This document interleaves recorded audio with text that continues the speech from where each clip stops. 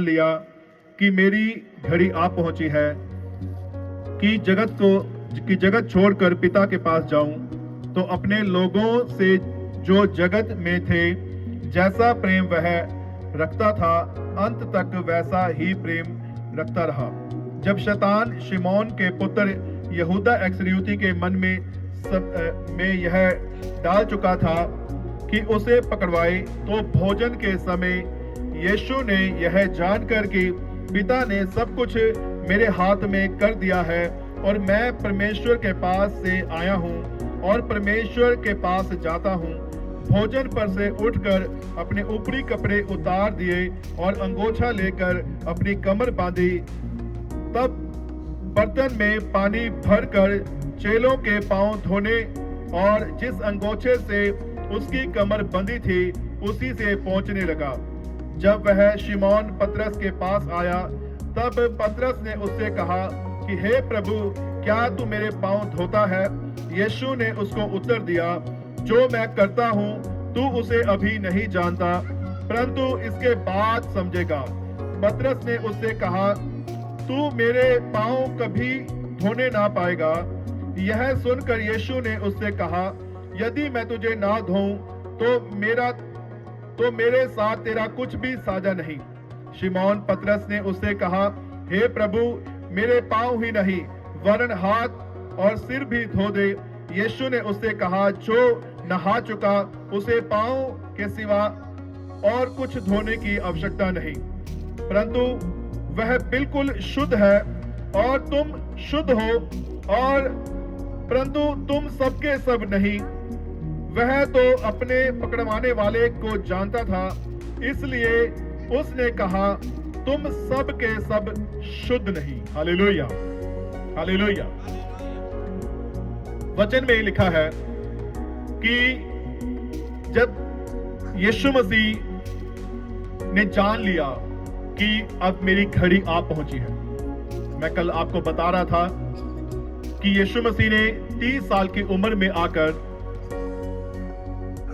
Baptise हुए, बपतिस्मा लिया, और फिर उसके बाद 3.5 साल तक प्रभु यीशु मसीह ने सेवकाई को पूरा किया। Hallelujah, hallelujah. फिर उसके बाद प्रभु यीशु मसीह जब उनकी घड़ी आ पहुंची, तो प्रभु यीशु मसीह ने जान लिया कि अब मेरे जाने का, धरती से जाने का समय आ पहुंचा है। अब मुझे क्या करना है? अब मुझे तैयारी करनी है। अब मुझे यहां से कूच करना है, ताकि मैं जिस मनुष्य का रूप धारण करके आया हूं, अब उस मनुष्य को एक देह बलि देनी है। Hallelujah, hallelujah. क्या देनी है? एक देह बलि देनी है। तो जब तक मैं इस देह को बलि नहीं चढ़ाऊंगा, तब तक मैं अपने पिता की मर्जी को, अपने परमेश्वर की मर्जी को पूरा नहीं कर पाऊंगा। हालेलुया। अब आपको समझ में आ रहा होगा कि यीशु मसीह जैसे ही एक बॉडी के अंदर आए, एक बॉडी के अंदर आकर प्रभु यीशु मसीह ने वो सब कुछ सहा जो आज हम सह रहे हैं, वो सब कुछ देखा जो आज हम देख रहे हैं। प्रभु यीशु मसीह ने वो सब कुछ सुना जो आज हम सुन रहे हैं। प्रभु यीशु मसीह ने वो सब कुछ बोला जो आज हम बोल रहे हैं। लेकिन वो बातें जो आज हम बोलते हैं, गाली गलौज करते हैं, गुस्सा गिला दिखाते हैं, या कोई और अन्य बातें हमारे मन से, हमारे मुंह से निकलती हैं, वो बातें प्रभु यीशु मसीह के मुंह से कभी नहीं निकली। क्योंकि प्रभु यीशु मसीह का इस बॉडी के अंदर आना, इस दुनिया के अंदर आना, एक स्वाभाविक रूप से अगर देखा जाए तो एक बहुत जरूरी था। अगर प्रभु यीशु मसीह अगर इस दुनिया में ना आते तो उन्हें कौन जानता। सिर्फ 2 शक्तियां, मैंने एक टाइम बताया था कि इस संसार में सिर्फ 2 शक्तियां काम कर रही हैं और कोई शक्ति काम नहीं कर रही। एक खुदावंद प्रभु यीशु मसीह जो कि परमेश्वर है, हालेलुया, और एक शैतान है जो कि ये मैंने कल एक और बात बताई कि जब शैतान ने यीशु मसीह के एक ऊंचे पहाड़ पर ले गया, तो यीशु मसीह से कहा कि तू अपने आप को मेरे सामने झुका, मेरे सामने अपने आप को गिरा, क्योंकि ये जो कुछ इस संसार में है वो सब कुछ मैं तुझे दे दूंगा। हालेलुया। क्यों कहा शैतान ने? क्योंकि शैतान ओवर कॉन्फिडेंस में था। शैतान को यह पता था कि जो कुछ है ये पल भर का मेरे पास है। पल भर का मतलब क्या होता है कि आज आपके पास है, कल आपके पास नहीं है। लेकिन शैतान का राज्य आज से 2000 साल तक चलता आ रहा है। हालेलुया। शैतान का राज्य आज से 2000 साल तक वो चलता आ रहा है, और शैतान चाहता है कि मैं इसको भी भरमा लूं, मैं उसको भी भरमा लूं, मैं इसको भी गलत रास्ते पे लगा दूं, उसको भी गलत रास्ते पे लगा दूं, मैं यहां भी इसको झुका दूं, मैं वहां भी उसको झुका दूं। शैतान का काम क्या है? उसका काम है कि वो आपको झुकाए, आपकी बॉडी को नाश करे, क्योंकि वो नहीं चाहता कि अगर आपकी बॉडी अगर आपकी शुद्ध रह गई, अगर आपकी बॉडी अगर परमेश्वर का धन्यवाद करने लग गई, तो आप परमेश्वर के आप अनुयायी बन जाओगे, आप परमेश्वर के आप खास जन बन जाओगे। Hallelujah, hallelujah. इसलिए शैतान ने यीशु को भी भरमाया, यीशु को भरमाने की कोशिश की। यीशु से कहा कि इन पत्थरों से क्या कि ये रोटी बन जाए। यीशु से कहा कि तू अपने आप को झुका दे, कि ये मैं सब कुछ मैं तेरे हाथों में सौंप दूंगा। यीशु से कहा कि तू अपने आप को नीचे गिरा दे, क्योंकि तेरे पांव में पत्थर से ठेस न लगे। वो अपने दूतों को तेरे निमित्त भेजेगा, और वो तेरे लिए क्या करेंगे? वो तुझे हाथों हाथ उठा लेंगे। Hallelujah, hallelujah. तो यीशु मसीह ने जैसे ही जान लिया कि अब मेरी घड़ी आ पहुंची है, तो यीशु मसीह ने अपने ऊपरी कपड़े उतारकर अपने चेलों के पांव धोने शुरू किए। आमीन, हालेलुया, हालेलुया। यीशु ने अपने चेलों के पांव क्यों धोए? क्या जरूरी था? ऐसा क्या आ गया था? ऐसा क्या बन गया था? ऐसी कौन सी ऐसी बात हो गई थी कि यीशु को अपने चेलों के पांव धोने पड़े? हालेलुया। कोई बता सकता है कि यीशु ने पांव क्यों धोए? हालेलुया। एक गुरु होकर, एक प्रभु होकर, कोई प्रभु अपने चेलों के पांव नहीं धोता, लेकिन यीशु ने धोए। कोई गुरु, हालेलुया। कितने आए गुरु? कितने आए अपना काम करके चले गए? क्या किसी ने आज तक अपने चेलों के पांव धोए? अपने मानने वालों के पांव धोए? एक ने भी नहीं। क्यों नहीं? क्योंकि उनको इस चीज के बारे में नहीं पता। यीशु मसीह ने अपने आप को बिल्कुल शून्य कर दिया। यीशु मसीह ने अपने आप को बिल्कुल जीरो बना दिया। यीशु मसीह ने अपने ऊपरी कपड़े उतार कर क्या किया? अपने चेलों के पांव धोने शुरू किए। क्यों? क्योंकि यीशु मसीह ने अपने आप को इसलिए नम्र किया ताकि जैसे जैसे ये मेरे चेले जब ये लोगों में जाएंगे, लोगों में उठेंगे, बैठेंगे, इनके साथ ये बातें करेंगे, तो जब तक ये अपने आप को शून्य नहीं बनाएंगे, जब तक ये अपने आप को जीरो नहीं बनाएंगे, तब तक इनके अंदर मेरा आत्मा काम नहीं कर पाएगा। Hallelujah, hallelujah.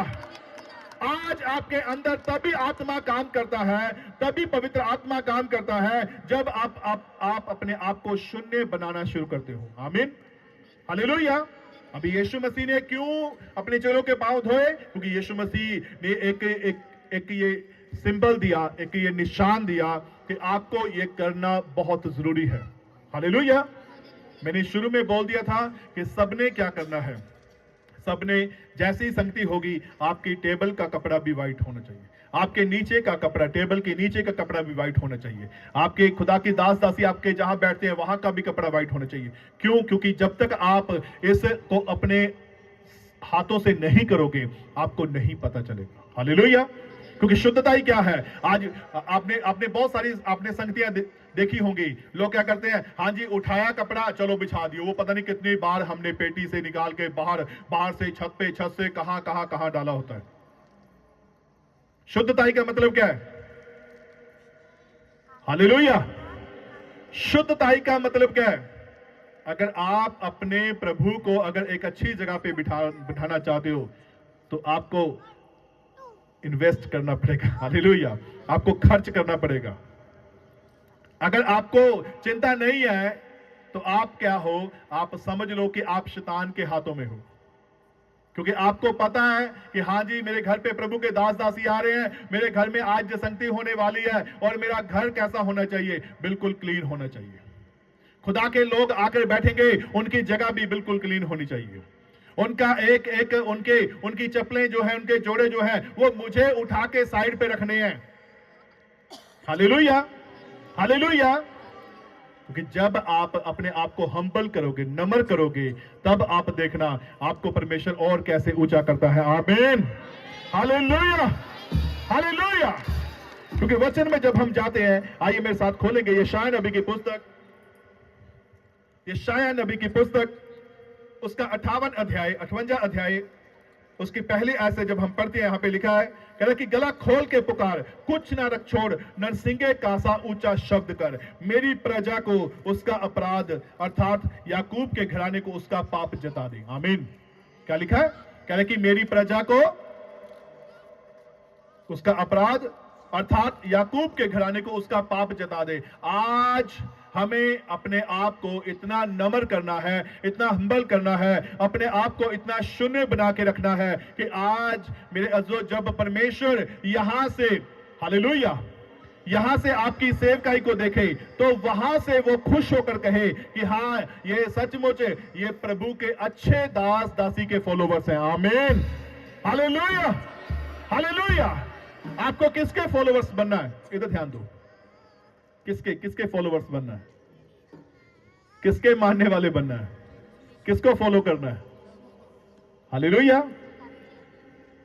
जब तक अब जीसस तो ऊपर से नहीं आएंगे आपको कहने के लिए हाँ जी तेन व्हाइट चादर बिछाने की लोड़ है, तेन उत्थे भी चादर बिछाने की लोड़ है, तो उत्थे भी चादर बिछाने की लोड़ है, तो जिथे संगत आओगी उत्थे भी तेन वधिया बिछाने की लोड़ है। हालेलुया। कौन कहेगा?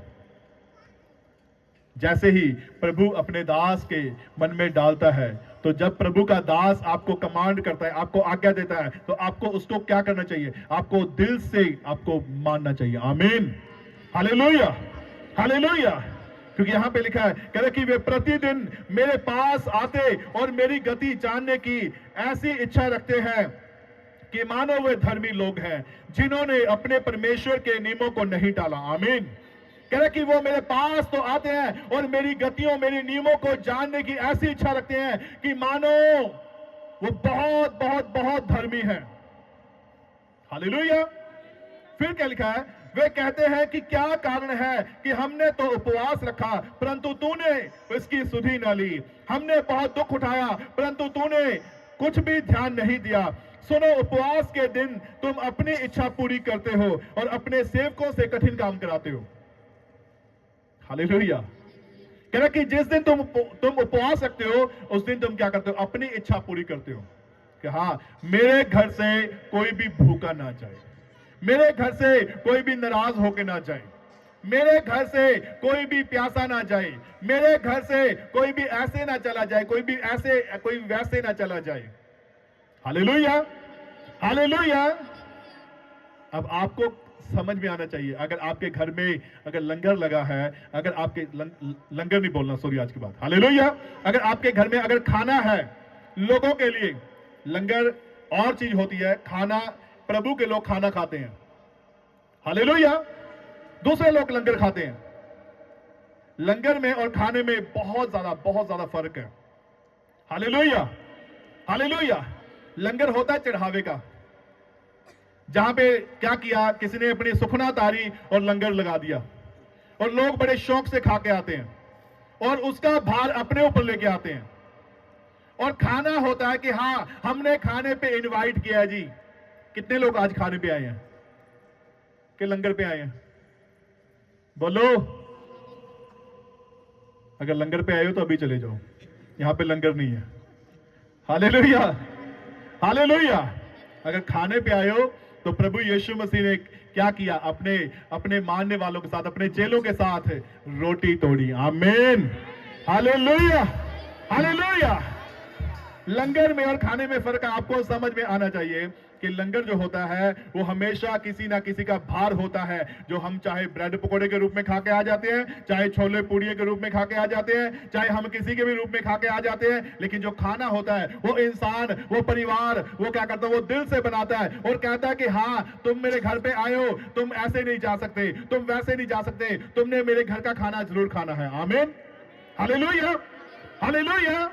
क्योंकि वचन में लिखा है, जब हम इसकी 6 आयत को पढ़ते हैं, यहाँ पे लिखा है, कह रहा कि जिस उपवास से मैं प्रसन्न होता हूं वह क्या यह नहीं कि अन्याय से बनाए हुए दासों और अंधेर सहने वालों का जुआ तोड़कर उनको छुड़ा लेना और सब जुओं को टुकड़े टुकड़े कर देना। क्या यह वह नहीं कि अपनी रोटी भूखों को बांट देना और अनाथ और मारे मारे फिरते हुओं को अपने घर ले आना और किसी को नंगा देखकर वस्त्र पहनाना। आमीन, हालेलुया, हालेलुया। अब अगर कोई आपके घर के सामने अगर कोई भिखारी आ गया है तो आप क्या लंगर लगाओगे? क्या करोगे? बोलो, खाना दोगे या उसको लंगर लगाओगे? हालेलुया। अब लंगर तो फिर सबके लिए लगता होता है, एक जन के लिए तो नहीं लगता। और खाना किसके लिए? समझो इस बात को, मैं दोबारा पढ़ता हूं। क्या यह वह नहीं कि अपनी रोटी भूखों को बांट देना? जब तुम उपवास रखो उस दिन अपनी रोटी क्या करो? भूखों को दे आओ। क्या करना है? जिस दिन तुम उपवास रखो, अगर आपके घर के सामने अगर कोई भिखारी आ गया है, अगर कोई सचमुच का भिखारी आ गया है, तो उसको क्या करो? उसको अपनी रोटी दे दो। हालेलुया। फिर लिखा है, कह रहा कि अनाथ और मारे मारे जो फिरते हैं उनको अपने घर ले आना और किसी को नंगा देखकर वस्त्र पहनाना। हालेलुया। क्या करो? अगर आपके घर में अगर आपको लगता है कि हाँ ये सचमुच लेने के लायक है, तो उसे वस्त्र भी दे सकते हैं हम। Hallelujah, hallelujah. वचन क्या कहता है? इसकी हम 5 आयत को जब दोबारा पढ़ते हैं, लेकिन अगर मैं आपको एक डीपली अगर मैं बात में लेके जाऊं, अगर वचन में लेके जाऊं, तो ये जो वचन है ये उन लोगों के लिए नहीं है। ये वचन पता किन के लिए है? ये वचन खुदा के दास दासियों के लिए है। Hallelujah, hallelujah. इसकी 5 आयत को, इसकी 6 आयत को हम दोबारा पढ़ते हैं। लिखा है कि जिस उपवास से मैं प्रसन्न होता हूं, क्या यह नहीं कि अन्याय से बनाए हुए दासों और अंधेर सहने वालों का जुआ तोड़कर उनको छुड़ा लेना। आज आपने बहुत सारे ऐसे आपने चर्चेस देखे होंगे जिनके चर्च कभी भरते ही नहीं। आपने बहुत सारे ऐसे देखे होंगे चर्च जिनकी कलीसिया जो है वो बहुत ही ज्यादा कमजोर है। आपने बहुत सारे ऐसे दास देखे होंगे जो बड़ी फाइनेंशियली प्रॉब्लम में चल रहे हैं। आपने बहुत सारे ऐसे दास देखे होंगे जो एक टाइम से मेरे अजीजों वो अच्छा विकल्प भी नहीं ले पाते। आपने बहुत सारे ऐसे दास देखे होंगे। अब बाइबल क्या बताती है? अगर मैं आपको चेन्नई ले जाऊं, अगर मैं आपको केरला ले जाऊं, अगर मैं आपको यहां से बाहर ले जाऊं, तो वहां के लोग क्या करते हैं? वहां के लोग एक एक दास के लिए फंड इकट्ठा करते हैं। एक एक दास के लिए दान इकट्ठा करते हैं। उनके घरों में गल्ले लगाए जाते हैं, या फिर उनके घरों में आकर जो एक खुदा के जो चेले होते हैं, जो वॉलंटियर होते हैं, वो जाकर क्या करते हैं? रसीद काटते हैं कि हाँ जी, हमने प्रभु के इस दास को इतनी पेमेंट करनी है, हमने प्रभु के इस दास को इतना, ठीक है जी, हमने एक पेमेंट के रूप में इनकी मदद करनी है। वो क्या करते हैं? वो चेन्नई से अगर आप देखो, यहाँ के आज बहुत सारे लोग कहते हैं कि हाँ जी इनको बाहर से पैसा आता है। एक भी पैसा बाहर से नहीं आता। हालेलुया। यहां का पैसा यहीं पे यूज होता है। आमीन, हालेलुया, हालेलुया। और वचन क्या कहता है कि अगर मैं आपको बता रहा था कि अगर आप चेन्नई में जाओ, अगर केरला में जाओ या कहीं और जाओ, ऐसी अन्य स्टेटों में अगर जाओ, तो वहां के लोग क्या करते हैं? वहां के लोग प्रभु के दासों के लिए, दासियों के लिए, प्रभु के ऐसे ऐसे जितने भी भवन आज जो सही से नहीं चल पा रहे हैं, चर्च नहीं सही से चल पा रहे हैं, ये वचन उनके लिए है। Hallelujah, hallelujah, hallelujah. और वचन में क्या लिखा है? जब हम इसकी 4 आयत को पढ़ते हैं, यहां पे लिखा है कि सुनो, तुम्हारे उपवास का फल यह होता है कि तुम आपस में लड़ते और झगड़ते और दुष्टता से घूंसे मारते हो। जैसा उपवास तुम आजकल रखते हो, उससे तुम्हारी प्रार्थनाएं ऊपर सुनाई नहीं देती। आमीन। अभी यीशु मसीह ने कैसे उपवास रखे? मैंने आपको कल बताया कि यीशु मसीह ने बिल्कुल ड्राई रोजे रखे, सूखे रोजे रखे। Hallelujah, hallelujah. अपने आप को इतना हम्बल किया, नम्र किया, अपने आप को इतना मेरे जो वो डीपली ले गई कि उन्होंने सिखाया कि तुम्हें कैसे रोजे रखने हैं। आज उपवास बहुत प्रकार के हैं। हालेलुया। आपको आपका परमेश्वर कैसे उपवासों से खुश होता है? आमीन। आपका परमेश्वर कैसे उपवासों से खुश होता है?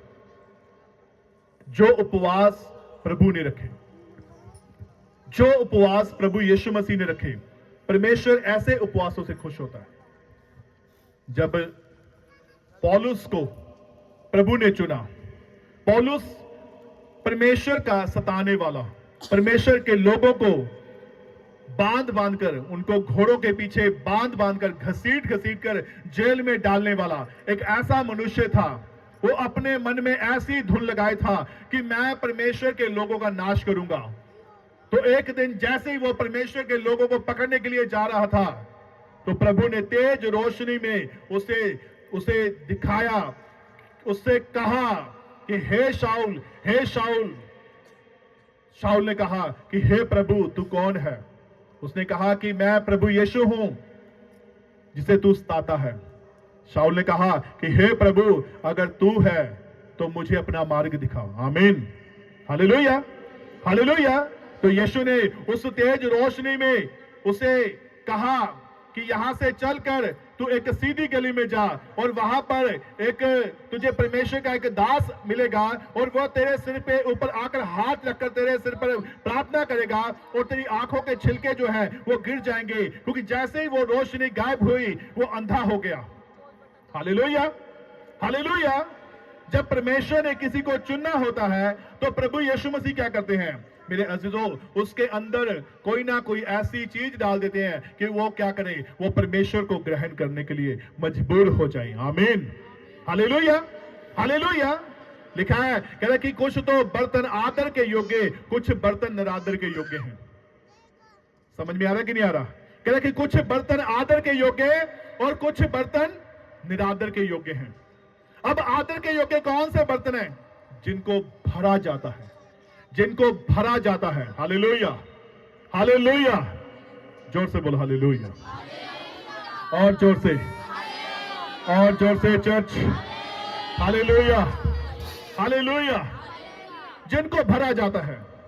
अब जो निरादर के योग्य बर्तन है उनको चाहे जितना मर्जी आप भर लो, वो कभी भी मेरे अजीजों वो आपको मीठा पानी दे ही नहीं सकते, वो आपको कभी भी अच्छा भोजन दे ही नहीं सकते। Hallelujah, hallelujah. वचन में क्या लिखा है? ठीक है, वचन में लिखा है कह रहा कि जब परमेश्वर का राज्य आएगा तो बहुत से लोगों को परमेश्वर अपनी महिमा के लिए बुलाएगा। बहुत से लोग जब परमेश्वर क्यों कहा कि मैं तुम्हारे पांव धोता हूं? एक चेले ने कहा कि हे प्रभु तू मेरे पांव कभी ना धोने पाएगा। यीशु ने कहा कि अगर मैं तेरे पांव को ना धोऊं तो तेरा मेरे साथ कुछ भी साझा नहीं है। तो उस चेले ने कहा कि हे प्रभु फिर मेरे पांव ही नहीं, मेरे हाथ, सिर, मेरे मुंह को भी धो दे। Hallelujah, hallelujah. मेरे पांव को ही नहीं, मेरे हाथों को भी धो दे। हालेलुया। तो यीशु ने कहा कि जो इंसान नहा चुका उसे पांव धोने के अलावा और भी कुछ करने की जरूरत नहीं है। आमीन। अब आपको क्या करना है? अब आपको ध्यान देना है कि आप किस प्रकार से आप परमेश्वर के अनुयायी बने हुए हो, आप किस प्रकार से आप परमेश्वर के पीछे चल रहे हो, आपको कितना आपको परमेश्वर ने हम्बल किया हुआ है, आपको कितना परमेश्वर की ओर लगाव है, आपको कितना परमेश्वर ने आपको परमेश्वर ने अपनी महिमा के लिए चुन रखा है। आमीन, हालेलुया, हालेलुया। जब हम वचन में देखते हैं, यहां पे वचन साफ साफ कहता है, कह रहा कि याकूब को कह रहा कि उसका पाप जता दे, कह रहा मेरी प्रजा को उसका पाप जता दे। आमीन। कह रहा कि गला खोल के पुकार, कुछ ना रख छोड़, नरसिंगे का सा ऊंचा शब्द कर। आमीन, हालेलुया, हालेलुया। आज हमारा जो गला है वो हमारा गला परमेश्वर की महिमा के लिए खुलना चाहिए। आज हमारी प्रेयर परमेश्वर के लिए खुलनी चाहिए। आज हमारी जो परमेश्वर ब्लेसिंग है उसको उसके ऊपर ध्यान देना चाहिए। Hallelujah, hallelujah. क्योंकि जो इंसान अपने परिवार के ऊपर, अपनी ब्लेसिंग के ऊपर ध्यान देता है, वो ये भी ध्यान देता है कि ये ब्लेसिंग, ये जो परिवार है, ये सुंदर जो परिवार है, ये सुंदर जो ब्लेसिंग है, ये मुझे कहां से मिली है। आमीन, हालेलुया, हालेलुया। क्योंकि जब आप एलिया के जीवन को देखते हो तो एलिया ने कैसा जीवन बिताया। हालेलुया, हम शुरू में एक बात कर रहे थे कि यीशु मसीह को बॉडी में होकर क्यों आना पड़ा। यीशु मसीह ने यह साबित करके दिखाया कि मैं बॉडी के अंदर रहकर भी शैतान से लड़ सकता हूं। मैं इस शरीर के अंदर रहकर भी शैतान की युक्तियों को खत्म कर सकता हूं। मैं इस शरीर के अंदर रहकर भी मैं मौत पर फतेह पा सकता हूं। आमीन, हालेलुया, हालेलुया। अगर वो बॉडी में होकर ना आते, अगर वो ऐसे ही आ जाते, अगर वो ऐसे ही आकर कमांड करते रहते, क्या कोई उसके ऊपर विश्वास करता? एक भी नहीं। यीशु मसीह को यह सब कुछ करके दिखाना पड़ा। यीशु मसीह को अपने हाथों के ऊपर कीले ठुकवाकर यह साबित करना पड़ा कि मैंने तुम्हारे लिए सचमुच में जान दी है। यीशु मसीह ने अपने सिर के ऊपर कांटों का ताज रखवाकर यह साबित किया कि मुझे सोने चांदी, मुझे हीरे जवाहरातों के ताज की जरूरत नहीं। हालेलुया। औरों ने तो हीरे के, सोने के, चांदी के ताज रखवाए, लेकिन यीशु ने कौन सा ताज रखवाया? औरों के हाथों में तो सोने के प्याले दिए गए, लेकिन यीशु के हाथों में क्या दिया गया? कीलें दी गई। औरों के सिरों के ऊपर तो सोने के, चांदी के मुकुट रखे गए, यीशु के सिर के ऊपर कौन सा ताज रखा गया? यीशु ने कौन सा ताज लिया? औरों के पांव में तो चांदी की, सोने की चप्पलें पहनाएगी, जूतियां पहनाएगी, लेकिन यीशु ने अपने पांव में क्या लिया? Hallelujah, hallelujah. यीशु ने अपने पांव में क्या लिया? कीलें ली। औरों ने तो अपने ऊपर सुंदर सुंदर वस्त्र पहनवाए, लेकिन यीशु ने अपनी पसली में क्या लिया? भाला लिया। Hallelujah, hallelujah, hallelujah, hallelujah, hallelujah, hallelujah. अगर यीशु ने आपके लिए प्राण दिया, अगर यीशु ने आपके लिए सचमुच में जान दी, तो वो सचमुच में एक दिन आपको लेने के लिए भी जरूर आ रहा है। आमीन, हालेलुया। जोर से, और जोर से, और जोर से चर्च।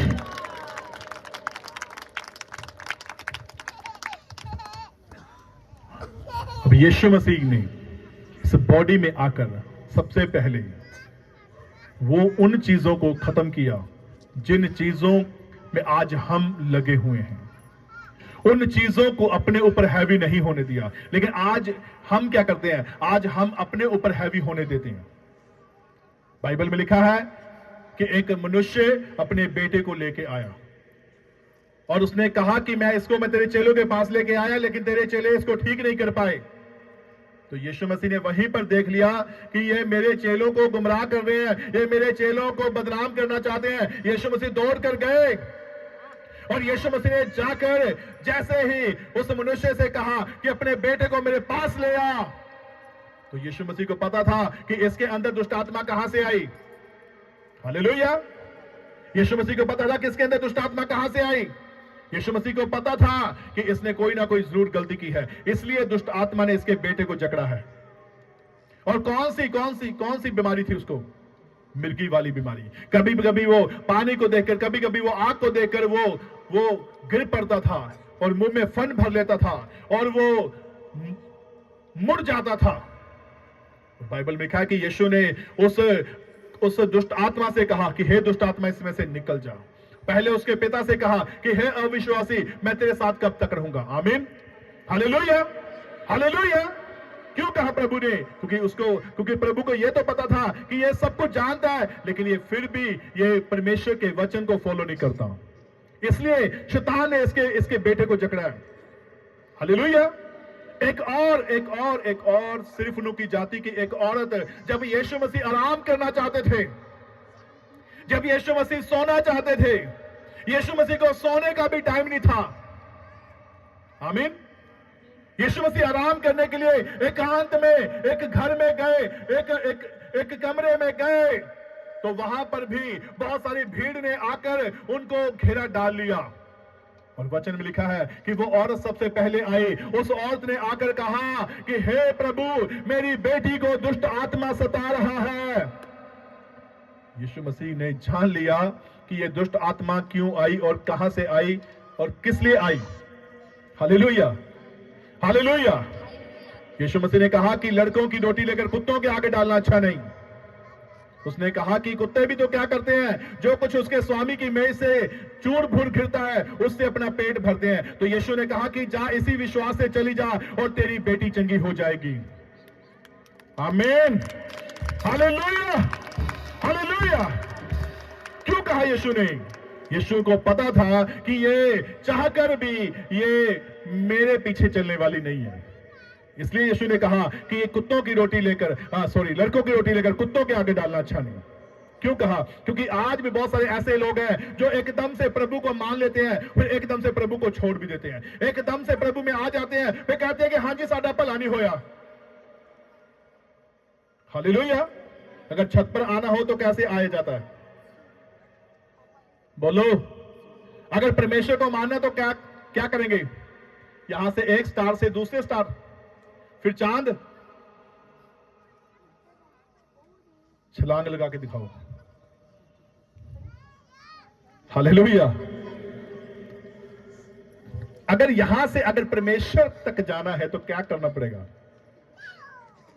आमीन। कौन सी पौड़ियों का सहारा लेना पड़ेगा? बोलो। याकूब भी परमेश्वर का सच्चा भगत, जब वो एक रात की गहरी नींद में था तो उसने एक पत्थर को लिया और उस पत्थर का अपने लिए सराहना बनाया। और जैसे ही वो वहां पर सो गया तो उसे एक बहुत बड़ी एक पौड़ी दिखाई दी जो धरती से लेके स्वर्ग तक लगी हुई थी, और उस पौड़ी के ऊपर से स्वर्गदूत चढ़ते और उतरते थे। तो उसने उसी वक्त उठकर कहा कि ये तो कोई भयानक स्थान है। उसी पत्थर का जिस पत्थर का उसने सराहना बनाया था, उस पत्थर को खड़ा किया। उस पत्थर के ऊपर उसने अभिषेक वाला तेल डाला और उस जगह का अभिषेक करके वो आगे चला गया। आमीन, हालेलुया, हालेलुया। अगर परमेश्वर से बात करनी है, अगर आपको परमेश्वर से मिलना है तो कौन सी पौड़ी चाहिए? कौन सी पौड़ी चाहिए? कौन सी ऐसी सीढ़ी चाहिए? बोलो, प्रार्थना वाली। अपने पड़ोसी से पूछो तू कितनी प्रार्थना करती है, तू कितनी प्रार्थना करता है? हालेलुया। क्या तेरी पौड़ी आज तक ऊपर लगेगी नहीं लगी? पूछो, अपने पड़ोसी से पूछो कि तेरी पौड़ी ऊपर तक पहुंची है, डंडे पहुंचे कि नहीं पहुंचे तेरे? आपकी एक प्रार्थना एक डंडा है जिनको स्टेप बाय स्टेप आपको जोड़ना होगा। आमीन, हालेलुया, हालेलुया। और जैसे जैसे आप प्रार्थना करोगे, आप मान के चलो आपने 1 घंटा प्रार्थना की, समझ लो 1 घंटा जुड़ गया। क्यों कहा यीशु ने, क्या तुम मेरे लिए एक घड़ी भी नहीं जाग सके? समझ में आ रहा कि नहीं आ रहा? कितने लोगों को समझ में आ रहा? यीशु ने आखिरी टाइम में क्यों कहा कि क्या तुम एक घड़ी भी मेरे साथ नहीं जाग सके? एक घड़ी का मतलब क्या है? 1 घंटा भी क्या तुम मेरे साथ नहीं जाग सके? अब यीशु मसीह तो अपने लिए सीढ़ी तैयार कर चुके थे। यीशु मसीह, मैंने शुरू में कहा कि यीशु ने कहा कि अब मेरा समय आ चुका है, मैं पिता के पास से आया हूं और पिता के पास जाता हूं। यीशु ने जब जान लिया कि शैतान ने इस मनुष्य को मेरे विरोध के लिए पकड़ लिया है, तो यीशु ने अपने ऊपरी कपड़े उतारे और अंगोछा लेकर अपने चेलों के पांव धोने लगा। और यीशु मसीह ने एंड में ही क्या किया? लास्ट में जाकर अपने चेलों से कहा कि आओ अब हम चले। खाना खाने के बाद क्या कहा कि आओ अब हम चले, और वो गीत गाते हुए वो गत्समनी बाग में गए और गत्समनी बाग में जाकर प्रभु यीशु मसीह ने प्रार्थना की। और जैसे यीशु मसीह प्रार्थना करके वापस आए, 1 घंटे की प्रार्थना करके वापस आए, आकर क्या देखा कि मेरे चेले सो रहे हैं। हालेलुया। क्या देख रहा है प्रभु यीशु मसीह? कि मेरे चेले, हालेलुया। आज मैं ये नहीं पूछूंगा कि कितने घंटे वाले हैं, आज मैं ये नहीं पूछूंगा कि कितने 2 घंटे वाले, 3 घंटे वाले, 5 घंटे वाले कितने हैं। आपको अपने स्टेप जोड़ने हैं, आपको जोड़ना है कि आपका लेवल कितना है, कहां तक पहुंचा है। Hallelujah, hallelujah. जोर से बोलो हालेलुया, और जोर से चर्च, और जोर से, और जोर से church. Hallelujah, hallelujah. Yeshu Masih ने जब आकर देखा तो क्या देखते हैं कि मेरे चेले सो रहे हैं। तो यीशु ने कहा कि उठो, प्रार्थना करो कि तुम परीक्षा में ना पड़ो।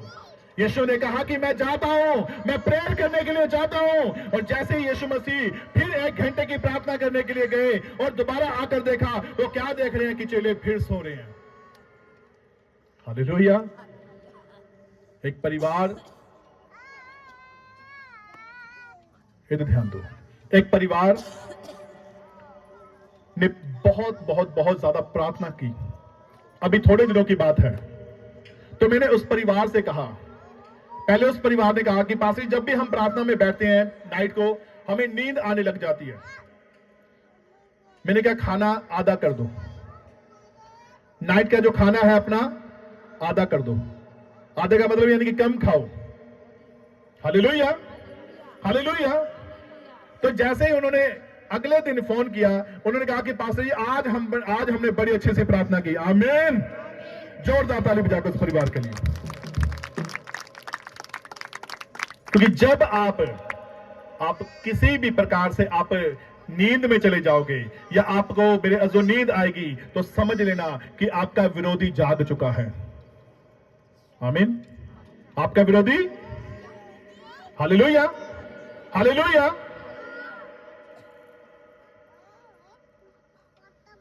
एक प्रभु के दास ने बताया, ध्यान से सुनने इस बात को। एक प्रभु के दास ने बताया कि पास्टर जी कि मेरा एक विश्वासी वो कहीं पे गया और उस विश्वासी ने जब जाके देखा तो एक बंदे से वो मिला। उसने कहा कि जैसे ही तू प्रार्थना में बैठता है, मैं यहां से तेरी प्रार्थना रोकने के लिए बैठ जाता हूं। समझ में आया कि नहीं आया? कह रहा कि जैसे ही तू प्रार्थना में बैठता है, मैं तेरी प्रार्थना को रोकने के लिए मैं भी बैठ जाता हूं। और मैं ये नहीं बताऊंगा कि वो क्या करता है। अब आपको समझना होगा कि जैसे आप प्रेयर में बैठते हो, आप नाइट में जाते हो, आप चाहे आप फुल नाइट आप प्रेयर करते हो, आपका विरोधी वो पहले से जागा होता है आपकी प्रार्थना को रोकने के लिए। आप उसे चाहे शैतान का नाम दे दो, चाहे आप उसे कोई भी नाम दे दो, क्योंकि आपकी अगर प्रार्थना अगर प्रतिफल लेकर नहीं आ रही है, समझ लो आपका विरोधी आपसे पहले जागा हुआ है। अब आपको क्या करना है? अब आपको ध्यान देना है कि आपका विरोधी उसके सोने से पहले आप नहीं सो, उसके जागने से पहले आपकी प्रार्थना शुरू होनी चाहिए। Hallelujah, hallelujah, hallelujah. जोर से बोलो हालेलुया। अब आपका विरोधी कौन है? चाहे उसे शैतान का नाम दे दो, मैंने अभी कहा, चाहे उसे कोई भी नाम दे दो, लेकिन आपका विरोधी कोई ना कोई एक विरोधी जरूर होता है जो आपकी प्रार्थना को, आपकी ब्लेसिंग को, आपके बच्चों की ब्लेसिंग को रोकने के लिए हमेशा खड़ा रहता है।